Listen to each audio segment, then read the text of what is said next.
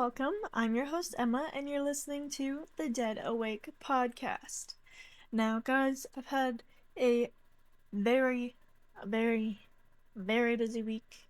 September is like my busiest month besides like December, but oh my gosh.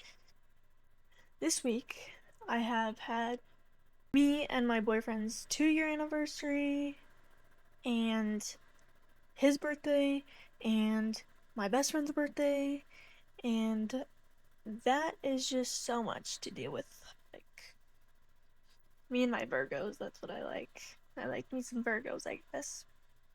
Or I track them, I don't know. Maybe. But that's who I'm friends with, so. But also, I would like to give a moment for the people that go to and are affected by the Evergreen High School shooting that happened this week. It's very tragic. Any school shooting is, or of the sorts, but this one hits very close to home, as that's my best friend's school that she went to, and she lives up there by there still, so it's been on my mind and has affected me. But in light of that, I will have some links in the description for if you want to check things out, maybe donate. There's a few organizations that are going on to help fund like counseling and stuff for them. Or if you were affected by this, I'd like to send my prayers to you, and I'm always here. So, there's that. But I will apologize because this episode is missing some information. It's not like key information, but I just didn't have a whole lot of time this week, and I have things going on this weekend, so I needed to get this done. But it's still very interesting, but I do apologize. But today I will like to give a little bit of a content warning. Today's episode will have mentions of like mass murder / suicide, cults, I guess, a cult, religion, there's a little bit of child abuse in there, or child neglect, whatever you want to call it. Wow, that sounds really desensitized to me, but I don't mean it that way. But viewer discretion is advised. So, with that, let's get into the Jonestown Massacre. Let's go.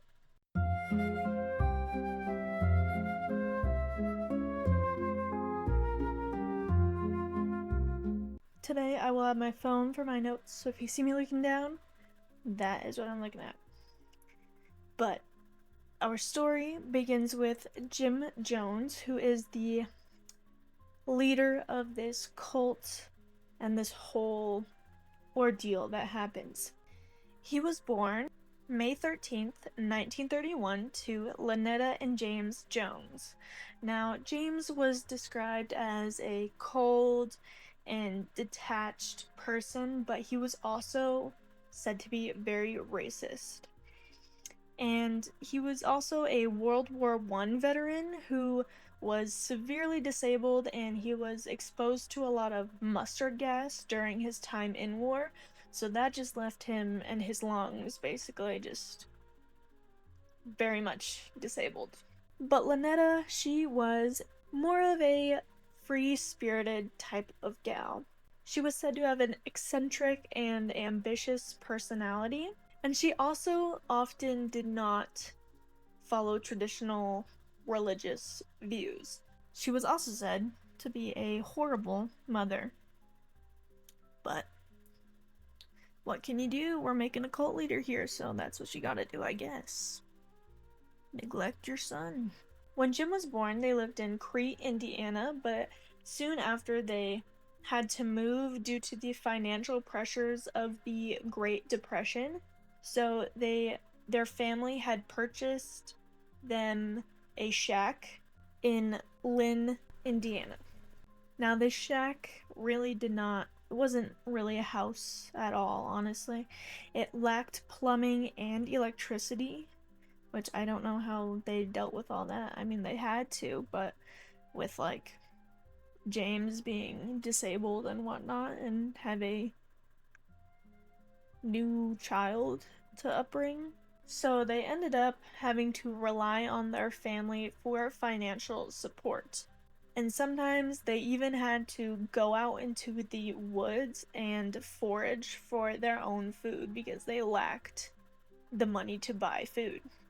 Now, Jim's dad was actually in the hospital quite often. Like as I said, was very disabled and his lungs were not in any good condition whatsoever. So he was in and out of the hospital, which meant that Lynn was also at the hospital with him, which meant that Jim was often left at home by himself. So the community of Lynn ended up supporting Jim and bringing them into their homes and feeding them, giving him clothes, giving him a place to shower, all of that. Basically, being his mother when his mother wasn't around, you know? Now, in the town of Lynn, he met a lady named Myrtle Kennedy, who was a local pastor's wife. And she was very close with Jim. It was like he saw her as his mother. Now, at a young age, Myrtle would give Jim a Bible and told him to study it and read it all the time. And so he did. And as he grew older, he would start to attend church services like every week, more and more, and eventually it would grow to multiple times a week. He would also get baptized at several different churches in the area. And this started to develop his want to become a preacher at a very young age. He would even go to the lengths of practicing preaching to himself in his room, all alone. He'd like sit there and preach to a wall, you know. But one day his mom had caught him and she unsuccessfully tried to stop him from attending church altogether because she thought it was weird that he was doing this, you know. She, like I said, she didn't really follow religion as a whole, so she thought this was kind of weird. So she wanted him to stop. But that did not end his want to go to church. Now, all throughout school, Jim was known as a very strange kid, not only because of his private preaching practices and whatnot, but he would also hold funerals for like roadkill that he found on the side of the road. And it even goes to lengths of like someone in the community catching him killing a cat, like he killed the cat and held a funeral for it, which is crazy. And we all know where that leads people. It's called murder. They become serial killers. And he would try to get other kids to attend these funerals, but they were like, no, you're weird. Get out of my face. So he would end up just doing this all by himself multiple times. He would also do things like claim that he had special abilities like flying, and one day he decided that he was going to show the kids that he had these powers, and he decided that he was going to jump off of a building, and guess what he ended up doing? He broke his arm because he can't fly. But we all knew that. Now, something weird that I found in this case is that he would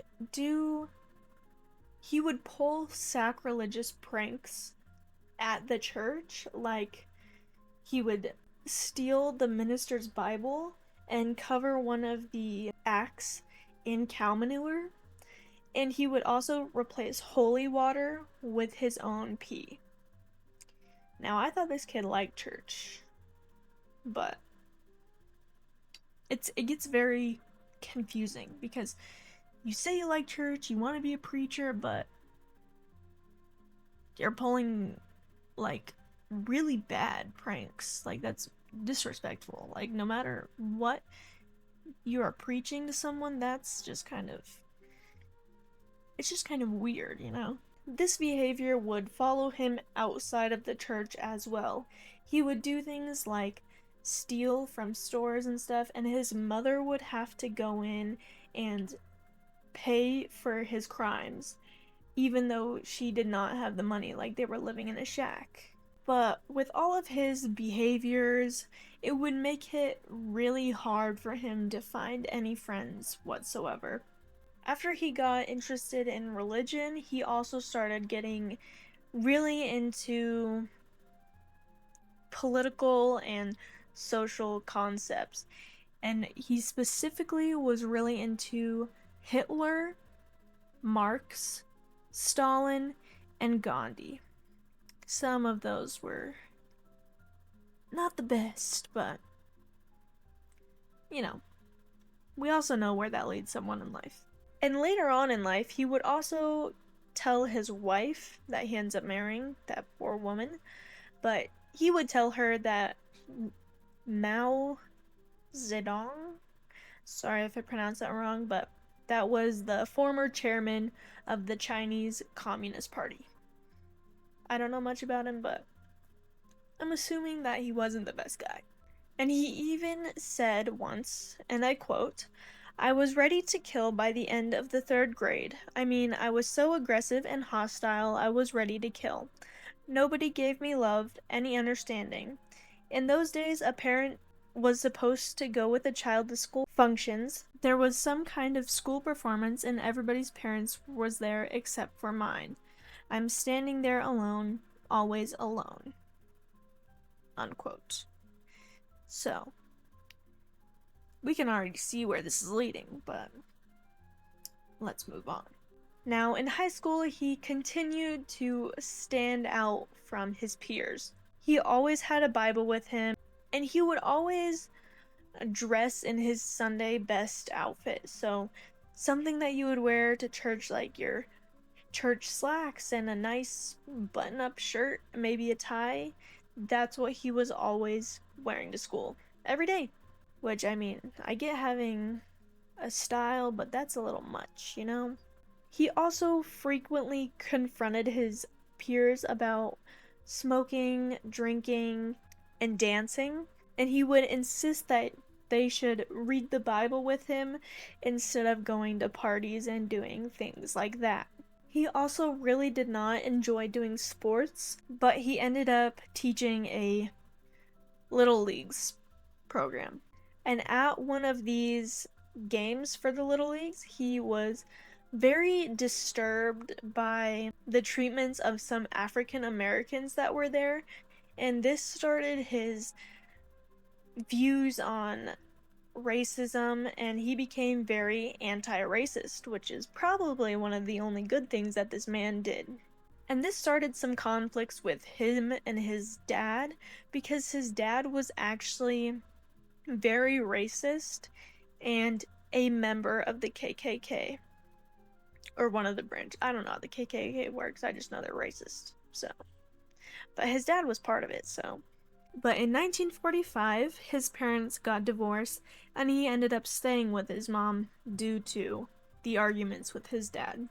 Him and his mom ended up moving to Richmond, Indiana, and he ended up graduating early with honors in 1948. But because they got divorced, Jim and his mom had lost financial help from their family members, because divorce wasn't really a thing that you did in this time. So his family was like, nope, that's frowned upon. Shouldn't have done that. So Jim ended up having to get a job, and he got a job at Reed Hospital, and he was very well regarded to the management there, but his coworkers often found his behaviors very disturbing. I read something, I don't know, this could be fake, but I don't know.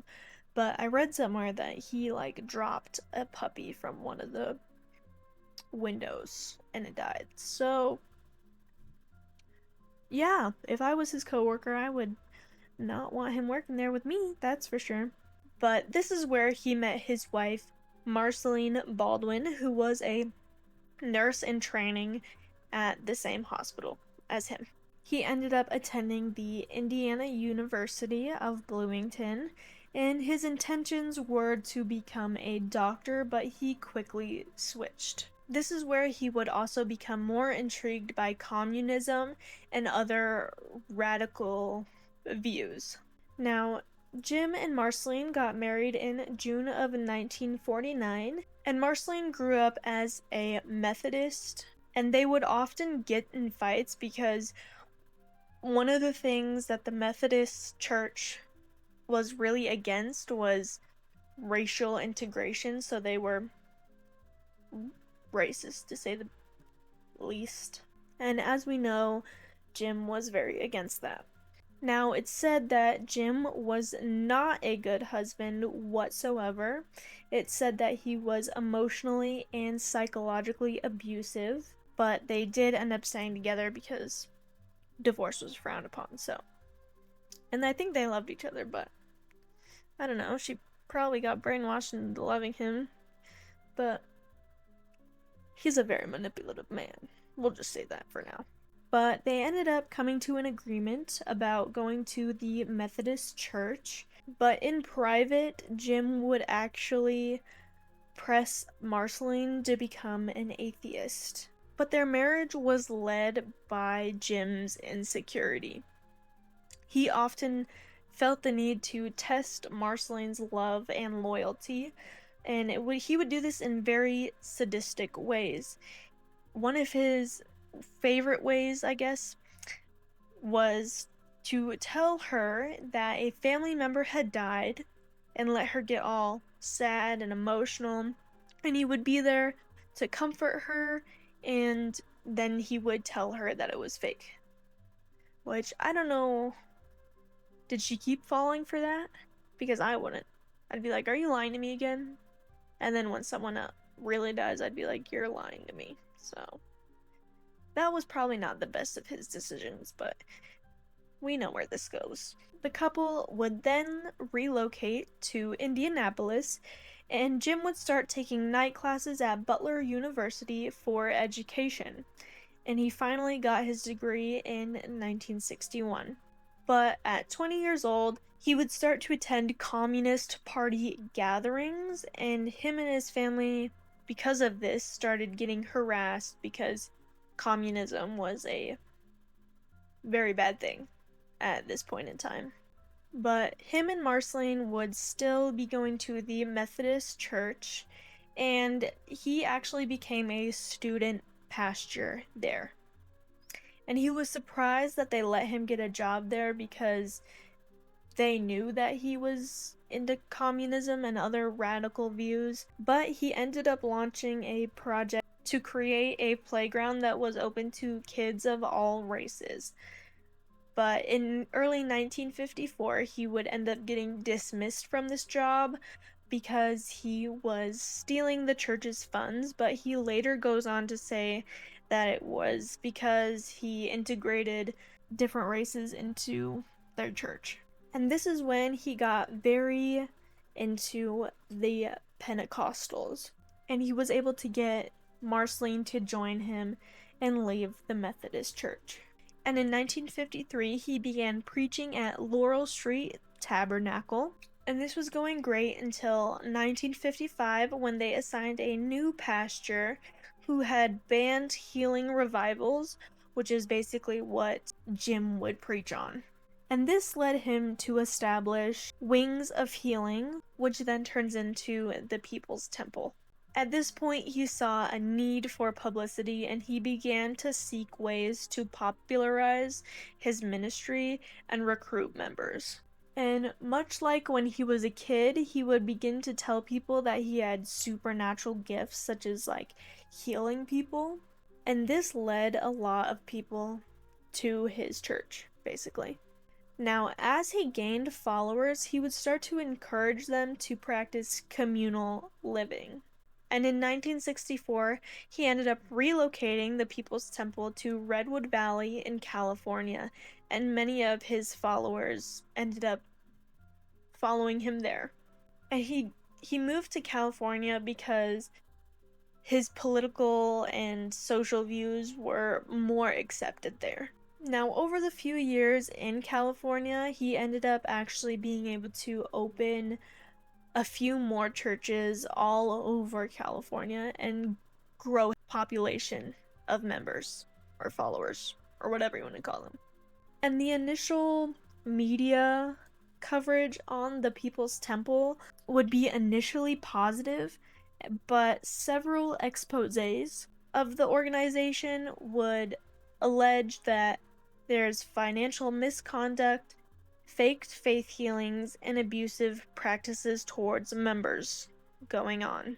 And this is the time where he would also start to get into drugs and narcotics, which would then proceed to grow as time gets on, and he became very unstable. And in 1974, he ended up leasing a plot of land in Guyana, which is in South America, and he stated that his intentions were to create a socialist and racially integrated community free of what he saw were evils in modern American society. Now, this plot of land became Jonestown, which is what we know it as, and by September of 1977, more than 1,000 people lived in Jonestown, and majority of the residents were African American, and a quarter of his members were children.